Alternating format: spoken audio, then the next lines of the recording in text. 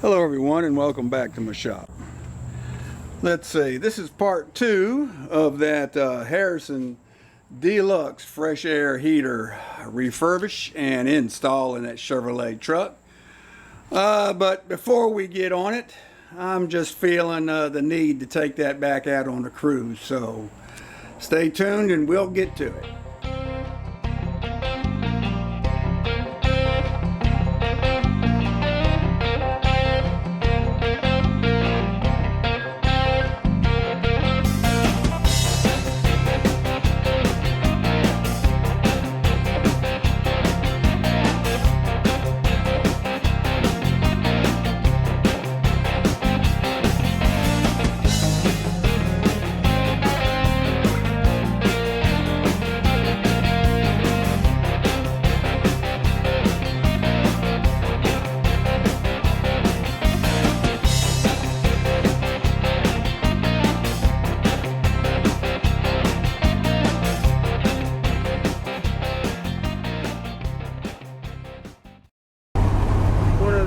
Sites I have around here on my cruise here is this nice long stretch of road, you know, a long flat stretch or a straight piece of road is kind of rare around here. So this is kind of a nice scenic part of my cruise.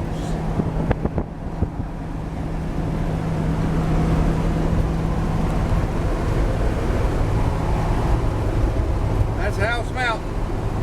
Highest spot here in Knox County, about 2,000 feet elevation. Oh, I wasn't recording. Isn't that a shame?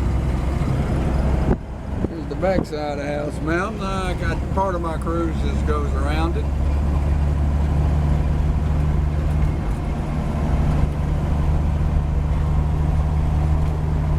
Just showing some of the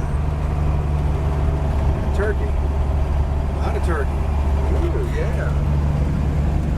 Anyway, I don't want to take it too fast around here because there's deer also will pop up. They hop these fences like nobody's business. Of course, most of y'all know that. This is where it really cools down. In the wintertime when I cruise through here, there could be some ice standing, but not too bad.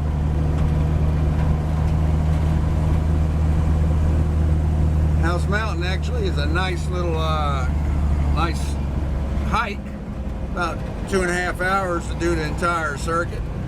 Here's the Welcome Center,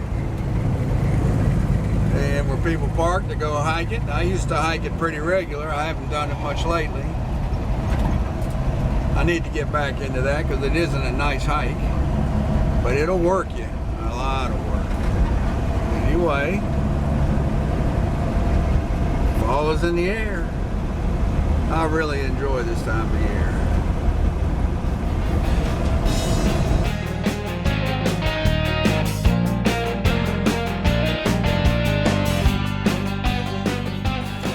Right, it's great to be back out here in the shop again. We've had probably, I'm going to guess, I don't know how many weeks of 90-degree weather. We've either been at 90 degrees or we've been over in the mid 90 degrees. We even set a heat record the other day up to 96. So it's pretty unusual that we get this hot here into September. But then again, and well, when it gets that hot, it shuts a lot of us down that don't have. If you don't have to be active in it, it'll shut you down. Well, that and the fact that one of those nemesis that we have to deal with when you get over 70 years of age, and that's you know, getting down in your back. So that'll mess you up too. But anyway.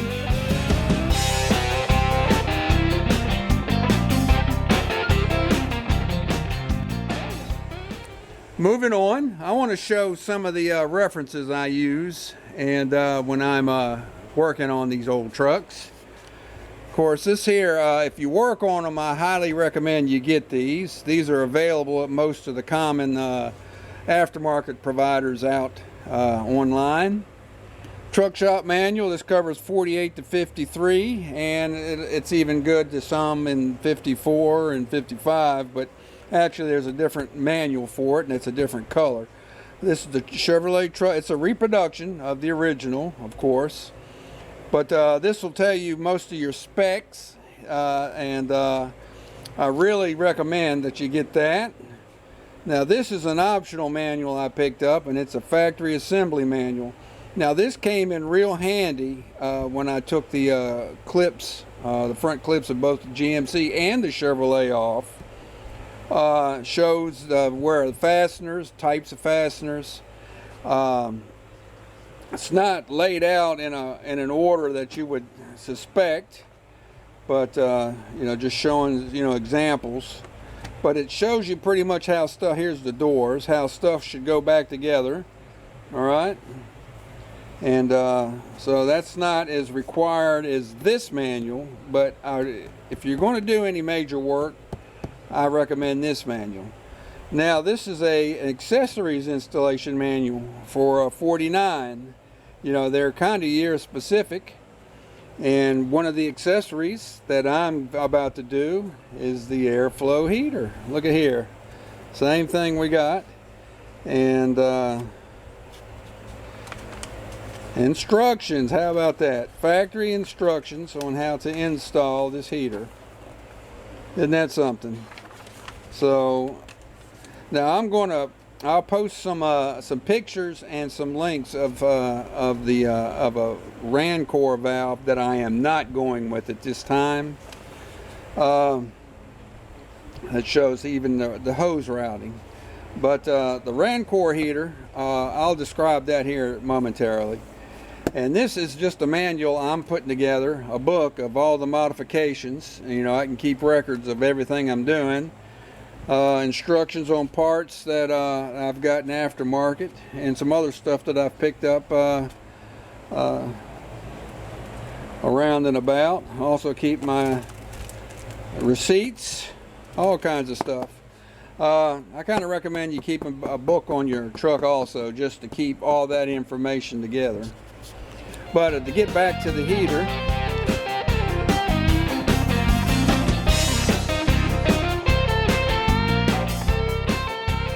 the Rancor valve is what actually is the correct water control, hot water control valve to the heater. Now I'm utilizing this bypass valve in its place. The Rancor valve, it is actually a unique valve. It takes the water feed one side. Let's go over here to the truck and can show you better. All right. If you notice right here, there's a manual water on and off valve right there. I'm pointing at. Most of you may know that. Some of you may not. But that's how in the basic non-deluxe models, in order to get hot water to your heater inside the cab, you have to come out here and turn the valve on, sort of like a water valve. Exactly what it is. And it allows the water to circulate through the core and back. Okay. Now the Rancor valve, it'll mount right here on the actually below where this horn is. Now this horn was added by the dealer afterwards. Now when Glee bought this truck, he actually paid $5 for this horn and to have it installed. Isn't that something? So the Rancor valve actually bolts probably where these two through bolts here go, are in this general area, and the whole this hose that goes right here to the valve would come up to the valve, the Rancor valve, and then from it would go down to one side of the heater core. The other side of this top hose here would go straight to the heater core. All right. Now the Rancor, what it has is a thermostat type control with springs in it. So, and on the valve, again, I'll show some pictures of it. You have where you turn it to turn your heat on, okay? Now, you don't have to turn it all the way like you would this valve over here. You turn it to where you would where you'd want your heat set. And what that Rancor valve will do, it would open however much it needs to pass, you know, an amount of hot water to your core. Now, as that hot water would heat up the internal element, and there was actually a sensor that would be above or in the airflow of the heater, okay, what it's pushing out. Between that and a bimetal core coil in the Rancor valve, it would actually shut that water off once it got so hot. So it would be opening and shutting, trying to maintain a steady temperature in your cab. That's actually pretty fancy when you think about it. Well, the main reason why I'm not going with the Rancor valve at this time is that they are hard to find. Any one that you find is more than likely going to be leaking, because that's the main scourge of them. They'll just start leaking. And if they haven't damaged the thermostat part that sticks in the airflow, that's got to remain sealed. If that is opened, and whatever that fluid is in it that comes out, well, it's ruined. The whole valve's ruined. So if you find one in serviceable condition but it leaks, it can be rebuilt, and there are people online that will that'll show you step by step how to rebuild one. I figure I'll hit that possibly one day, but at this point I'm not going with that. I'm just going to go with a lever. I'm just going to use a standard push pull or pull push type control to open and close the hot water valve that I'm going to go with. I found out that you know, I can actually adjust the water flow through that also via the control internal. So it's not going to be as precise as the Rancor valve, but it's going to work somewhat.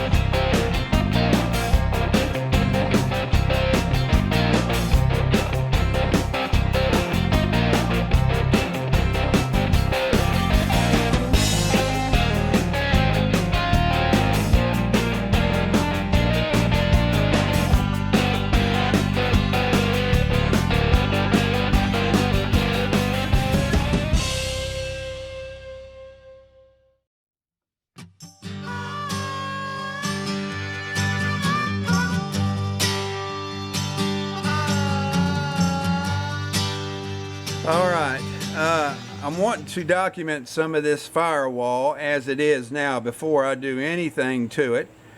Now, if you see this plate right here, that plate has got to come off. There's 3 screws, and the actual electric motor on that heater will actually extend out into the firewall, out into this engine bay a little bit. And I've put out feelers for a plate. But I haven't, so far I've not been successful. Kind of held off a little bit, seeing if I could come up with one. Well, I haven't come up with a factory one, so I'm just gonna make one.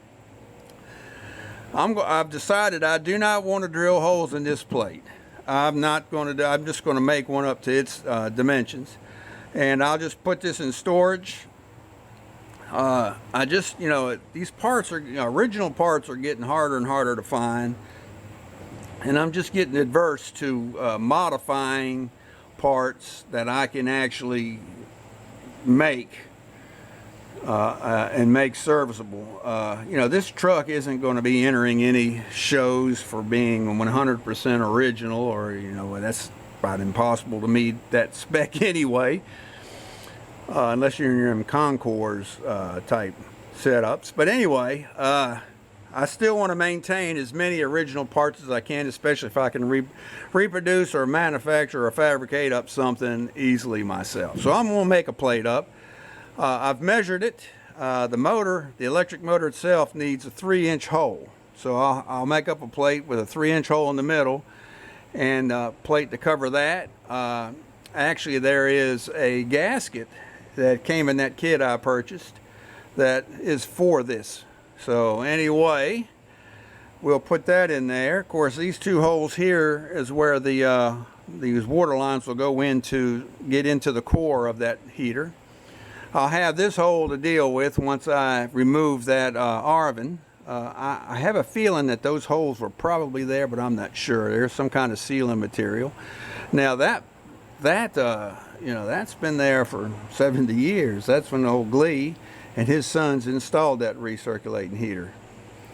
I have kind of mixed feelings about it because I like to try to keep it as close to original as I could as when I got it, but you know, I just really want that deluxe airflow heater.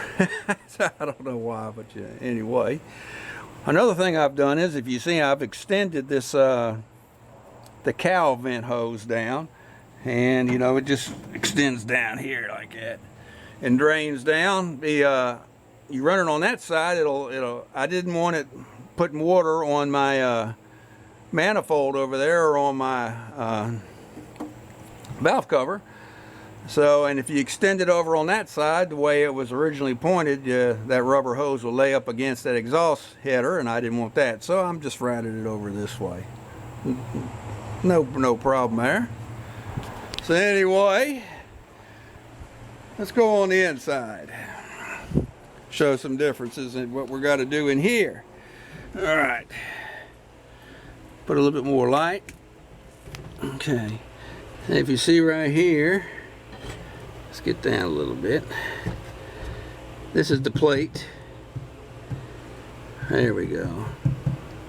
All right. This is the plate that blocks off those that fresh air intake. You know, those vents you see on the outer fender. Let's move back a little bit. 6 screws hold it in, which and then I'll show you on the heater that goes here how it'll bolt right up. There's a gasket that goes around and it bolts straight up to here. Now, looking back over here, this insulation, that is original. That is original to this truck.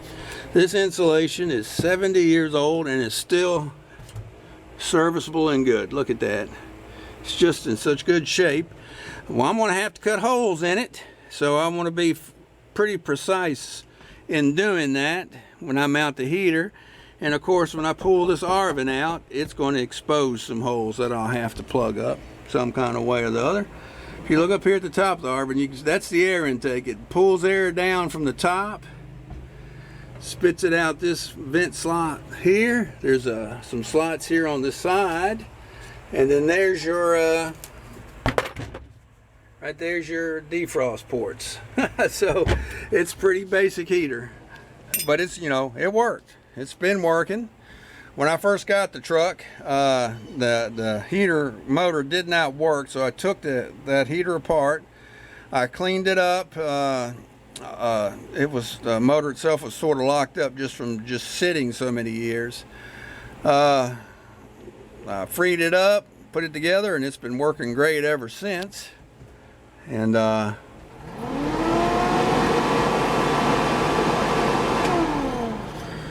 again, and it doesn't leak. That core doesn't leak. Now I know that core is at least from 69, and it's possible it's as original from 49. So that's something great too when you think about it, how something can last that long. Anyway, we're going to come back over here to the heater for a moment. Here's that tag I was talking about defrost on and off. All right. Now here's the recirc valve I'm putting in. Here's just a basic valve that I thought about going with at first. All it does is just shut it does basically what that water valve does. It either allows water to flow through or it shuts it off. And I may use that in the GMC with the Arvin when I put it in it. So anyway, he's about ready to go in, but I'm just wanting to get all the ducks lined up in a row before I start any of that type of start climbing around in it. And to tell you the truth, my back's not about ready yet just to get underneath that dash. So I'm just covering a lot of stuff here up front before we do it.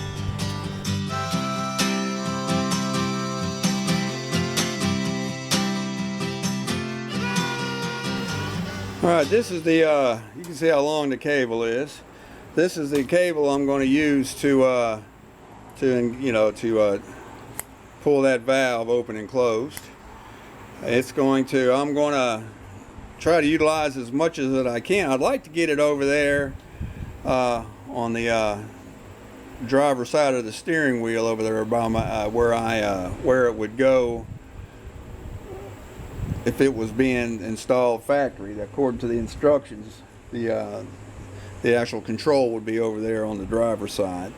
But however long it stretches, it's just a universal type cord. However long it stretches is what's going to determine where it actually mounts in there. You know, just a standard cord. And we may get that done here real soon. But anyway, and I've got to come up with a way to secure the end of that cable to the,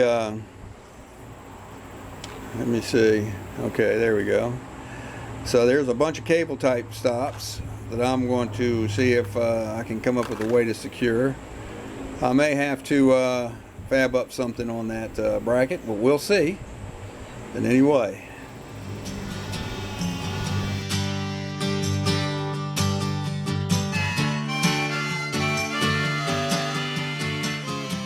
Alright, we're going to try and fit in this cable first.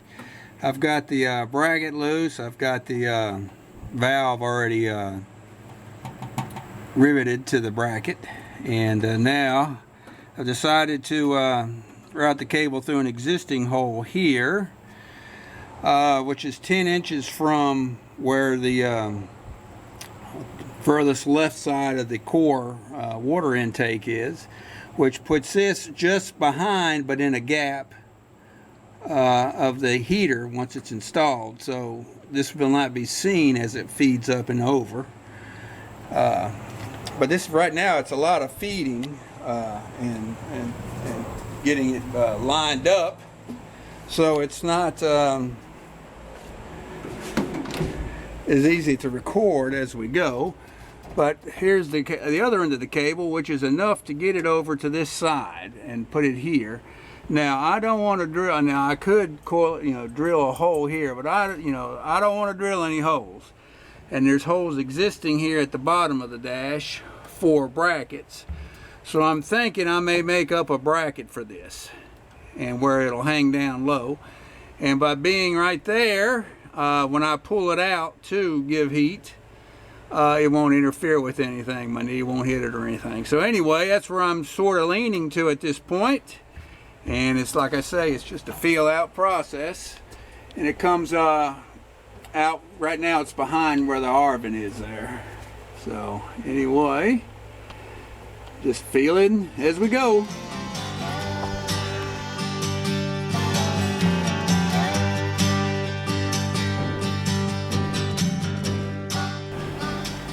Alright, now we're going to do some fabrication. I pulled this piece of angle iron out of my stash, and we're going to make a bracket out of that for the push-pull. We'll bolt this tie up to the bottom of the dash right here, and this will go, we'll stick him through like that, and it only needs to be a couple inches wide maybe. And there's even an existing hole underneath the dash. I need to find a bolt to fit it, and we'll fit that in, get that in there, and we'll get it all situated here.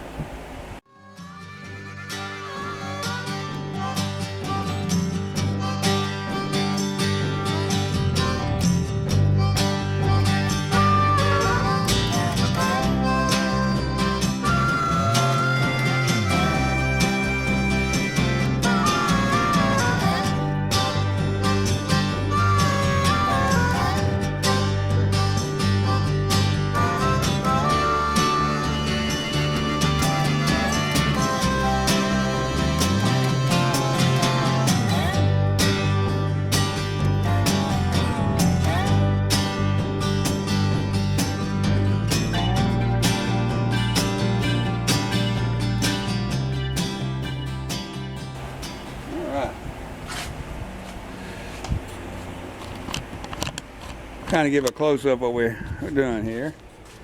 You can see here, of course, the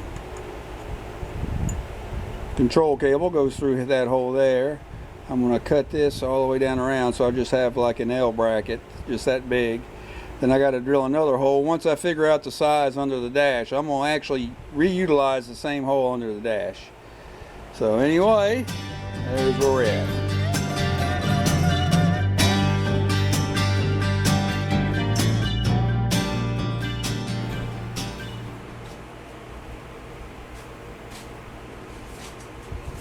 Alright, now we're going to take the bracket here and we're going to fold him up underneath here.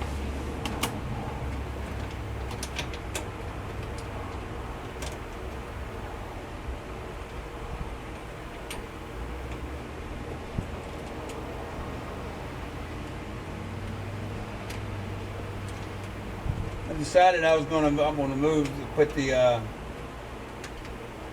heater on. That's over close enough to where, let's see, that may hold without a wrench. Let's see.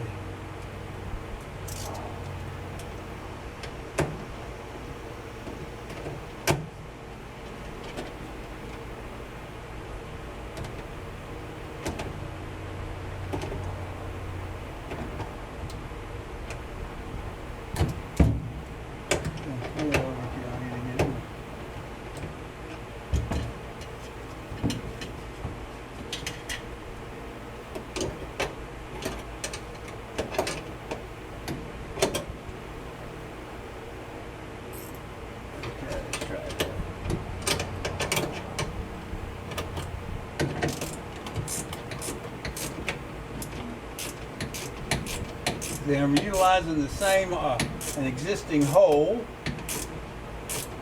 I didn't want to put a new hole in it.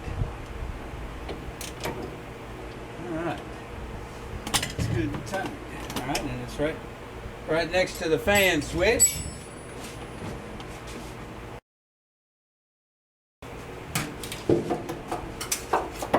Actually, installing one of these cables is not the piece of cake that you might think it is. You just got to get everything lined up.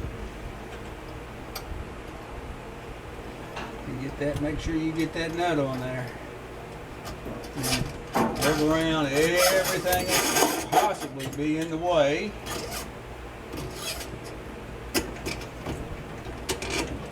Get him started.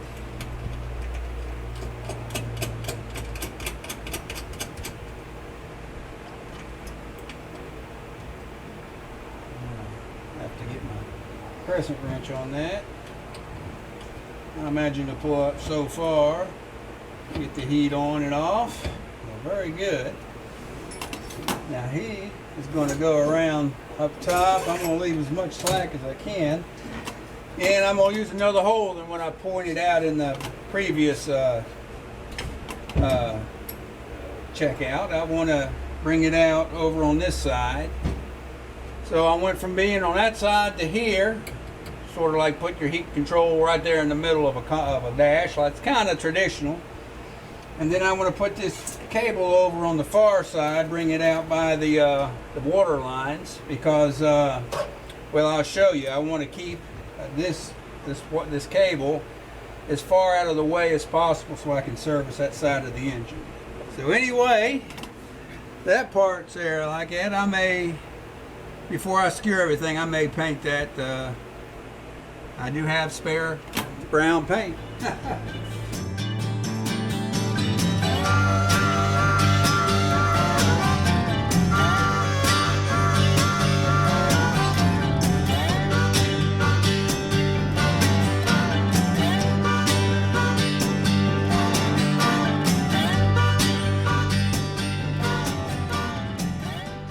All right, there's a close-up of the basically my heat control. Now I could actually put, and I just thought of this, I could actually double this up so I could put actually another one to control the heat and defrost. I don't know, we'll see. Just thinking along as I go.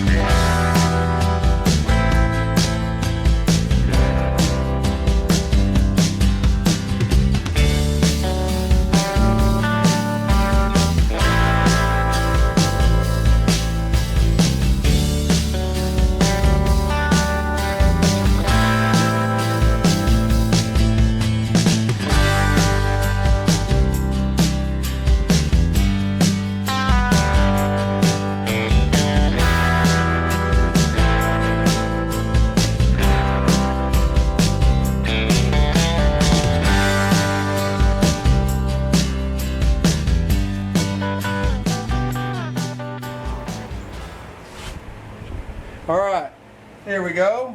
We're going to try show the valve in operation.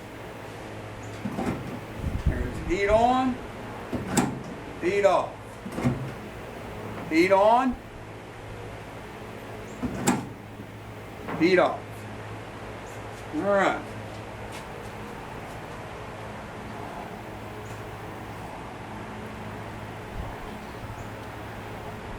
The angle between the valve and the inner fender and this cable, it's if I push this over, I wanted it closer to the firewall, it would make it stick and it wouldn't be that rubbing. This would clear the inner fender. It's just the angle. It's amazing how you got to get the angles just right with these cable push-pull type systems. So anyway, and that's taken most of the day there, just getting this all set up. So I never even got to the heater. May have to do that in another part. So anyway, we'll be carrying on.